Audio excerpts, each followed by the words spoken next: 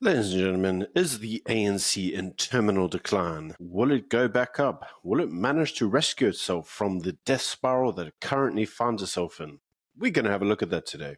But before we get on to the main stories, can I please once again ask you, if you haven't already, please subscribe to the channel and help us on our journey to 100,000 subscribers. So before we get on to the main stories, which is rather complicated, I thought that we would look across the pond. So on the 14th of August, Pakistan celebrated its Independence Day. Now, I, for one, didn't actually know that Pakistan had an Independence Day, but apparently it celebrates the independence from the Brits. Interestingly enough, celebrations of independence from Britain occurring in Britain seems to be rather the norm these days. Check this out.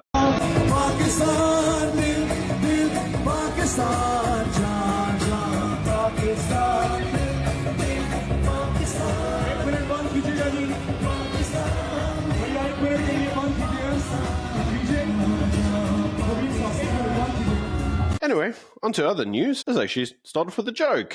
So Robert Wilkinson says on Twitter, the year is 2028. What's it like living underneath a Labour government? To which he responds, I can't complain.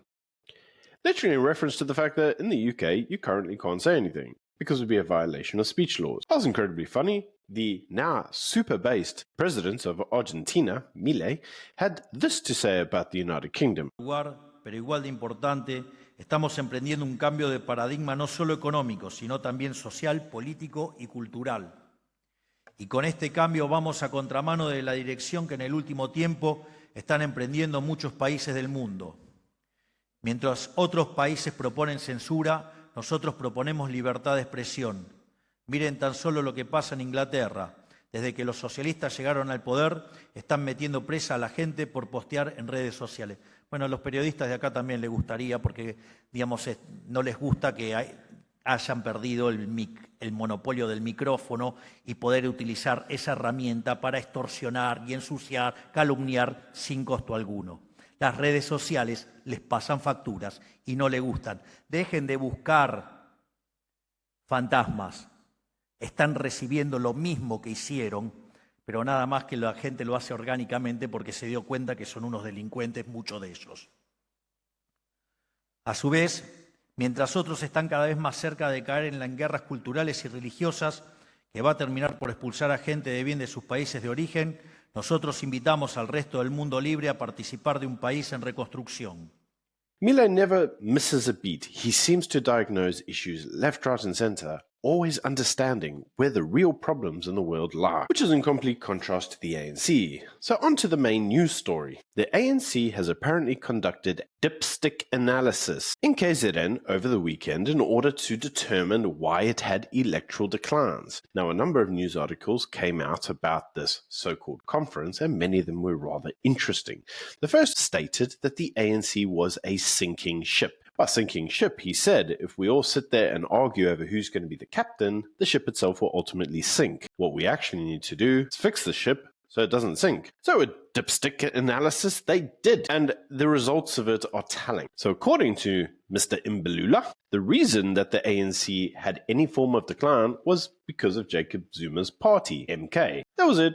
No other reason. He said, rather interestingly, that this wasn't a time to finger point or squabble, that the ANC must come back stronger than before. Some parties have pointed to the Western Cape, saying where the ANC loses its majority, it generally never comes back. And Mr. Imbalula said, well, that isn't necessarily indicative of what will happen with the ANC. Interestingly enough, he does say that one of the reasons that the ANC suffered an electoral defeat may have been what he called branch paralysis and potential gatekeeping and violence at the branch levels, where he said that those things themselves had actually led to the organization being in decline in various areas of the country. And I think we've all seen forms of the political violence that many of the KZN branches have inflicted upon themselves. This was very noticeable, specifically in Mpumalanga and even in Durban prior to the elections occurring, where political killings are the norm. So why is this even relevant? Well, Biz News did an interview with the founder of the MK party, and he had some very interesting comments to say. And during the interview, he said that he founded the MK party to be pro-poor.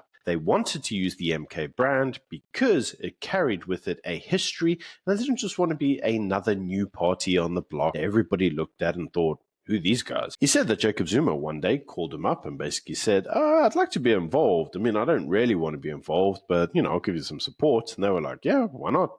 Some support from Jacob Zuma can't hurt. And he says before he knew it, Jacob Zuma was basically trying to reverse engineer a takeover of the party and then put his daughter in as the front runner. According to him, Jacob Zuma does a lot of things without any form of consultation, without any form of real rationality, or even thinking about what the actual problems are, and the problems that he may occur with the decisions that he takes. According to him, the only real reason that Jacob Zuma gets involved in politics is fraud and corruption. One of the interesting things he also commented on was actually of the departure of Floyd Shivambu from the EFF. He was asked, why do you think he joined MK? And he said, don't think he's left the EFF because of any ill blood in that party. He said, Malema and Floyd will die together. Those two love each other too much. The only reason he would have done it is strategically to reverse the destruction of the MK party from the inside. So what do we make of that? Is that factual? Well, you see, that actually becomes really problematic because many people have tried to understand what the rationality of Floyd Shivambu may really have been. I myself did a video on it and I alluded to certain theories that I did have at the time of the announcement of his departure. But interestingly enough, many individuals say, perhaps as to be the intellectual brainchild of the MK party. Strategically, that may be good because the MK doesn't actually have that strategy at the moment and this is leading to its terminal decline. Other parties say that maybe by doing that, they bolster up the progressive caucus. I myself still think that VBS may have a role to play in this. But ultimately, the conclusion that I came to when doing my previous video was actually around the elective conference. And it may be that I was closer to the truth on that than you may think. Check this clip out from Julius Malema himself. Comrades, there is nothing wrong we've done to anyone. We have not wronged anyone internally and externally. Those who left have never said to us, create a space for us to ascend into power so that we too can lead. They've never, through their factional groupings or individual courage, come forward and say, you can't be president forever. At some point, I must be president. You celebrate cowards who have never confronted us, who have never said to us, this is our cry, this is what we're complaining about, this is what we need you to do. None of those things have ever happened. And you think those are the brave ones. If they were brave, they were supposed to confront us right in front of us and take the platform internally and challenge our authority. Why should you be encouraged by cowards? Why should you follow cowards? Since when cowards determine your future? So why this clip is important is because Julius himself seems to say that the actual issue was that Floyd wasn't put forward as the president. And he says, if Floyd was such a big shot, why didn't he tell me he wanted to be president? Why didn't he challenge me in the open Congress? And many individuals may comment, and that is because the EFF as a whole is quite often considered to be a cult to Julius Malema. An EFF without Julius Malema isn't really the EFF, and so to that degree, it's very unlikely that any challenges against Julius would be successful. It's possibly that ultimate defeatist type mentality may have had a role to play on why Floyd decided his future was better set in MK. But Julius lambastes this and basically says that this was nothing more than cowardice, because if he had actually had some scum, he would have gone out there, been very forthright, challenged Juju, dethroned him, told him he couldn't stay there forever and he was king now.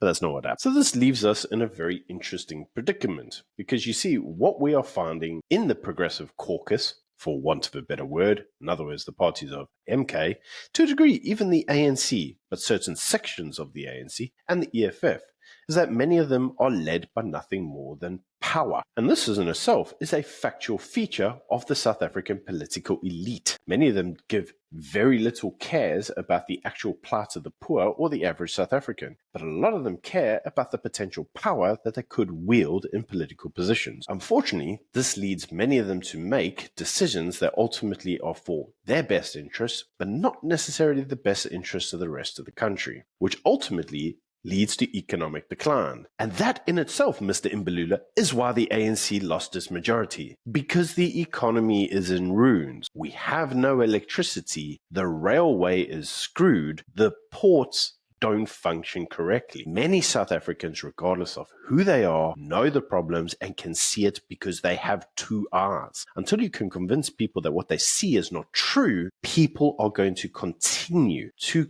fall away from the ANC and go to any party that may promise a better future, which is exactly what Jacob Zuma's party did. They promised them a way out of the rut that the ANC currently finds itself in. This isn't shocking to anybody who pays even the slightest bit of attention. After all, one of the areas where the ANC suffered its largest decline in terms of the voter population outside of KZN was actually in Gauteng. And for those of you who haven't noticed, Gauteng is really not doing that great these days.